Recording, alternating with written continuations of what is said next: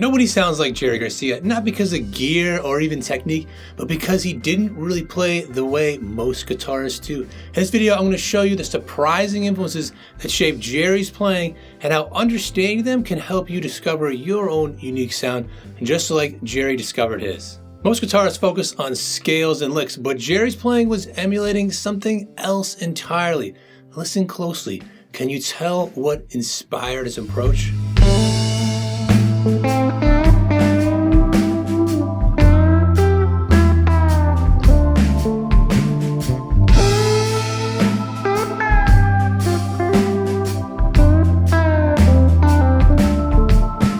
So it's pretty typical of how Jerry would cover The Night They Drove Old Dixie Down when he would play with the Jerry Garcia band. I mean, I listened to so many versions of it, and every time he would just solo by playing that vocal melody. So much of his playing was just emulating how a singer approached playing melodies and how they would phrase things and things like that. And I would say his vocal, inspired phrasing kind of proves how powerful it is to think beyond guitar scales. So next time you solo, try literally singing a melody first, then matching your guitar to your voice. It'll help your playing sound more expressive, natural, and unique. And if you're into Jerry's approach to soloing, you'll love the Jerry Garcia 5-Day Challenge.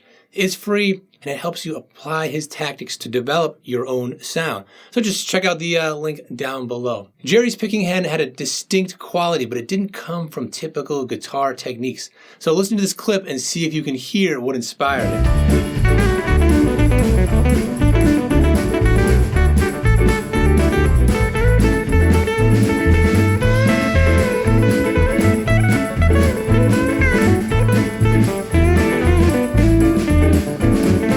Before really getting guitar, Jerry played banjo, and you can still hear that in his playing. I mean, that really fast, that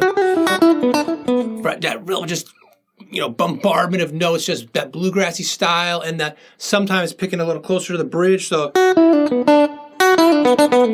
giving that thinner sound. You can hear that in his playing, and even on guitar, these banjo roots, it gave his solos momentum and like a real flow to it, and it shows how powerful it is to borrow ideas from other instruments. So try exploring how a different instrument approaches rhythm or phrasing and translate it to your guitar. It's a great way to unlock creativity and develop a much more distinct sound. Jerry didn't improvise like a typical guitarist. Sometimes his ideas came from instruments you'd never expect.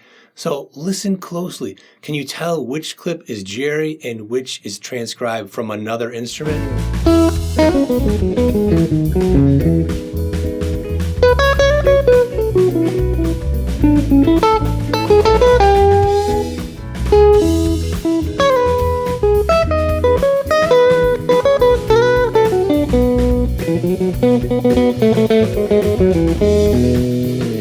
So that first one I actually transcribed from Branford Marsalis, who plays saxophone. And the second one was Jerry, which maybe the little fast pull-off thing right there was a little bit of a giveaway. He would do that all the time. But Jerry's jazz saxophone influence, it shows how breaking out of guitar patterns can transform your phrasing. So try improvising through chord changes rather than just within scale shapes. You'll instantly create smoother, more musical lines.